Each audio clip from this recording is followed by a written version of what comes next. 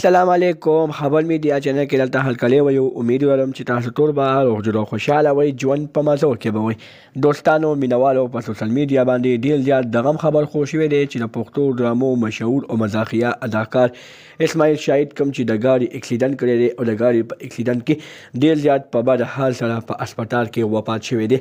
دوستانو اسماعیل شاهید چې د ګاډي اکسیډنټ یې تېره ورځ کړی دی او وفات شوی دی، آیا اسماعیل شاهید په کومه طریقه باندې د ګاډي اکسیډنټ کړی او په کومه طریقه وفات شوی، ټول معلومات په تاسو ته دلته په دې ویډیو کې درکوم. زموږ د ویډیو خامخا وګورئ چې مکمل معلوماتو نه ځان خبر کړئ.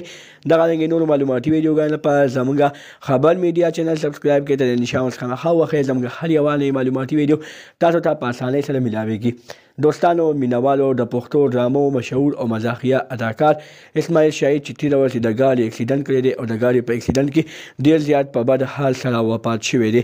په سوشل میډیا باندې چې کله دا خبر خور شوی دی نو د اسماعیل شاهید مینوال ډېر زیات خفه شوي دي او اسماعیل شاهید پسې ډېر زیات خفه دي چې اسماعیل شاهید د ګاډي اکسیډنټ څنګه وکړو او څنګه وفات شو. خو دوستانو د مرګ او ژوند څه پته نه لګي چې کله په سوشل میډیا باندې دا خبر خور شو نو دې خبر په سوشل میډیا باندې ډېر زیات اور ولګو.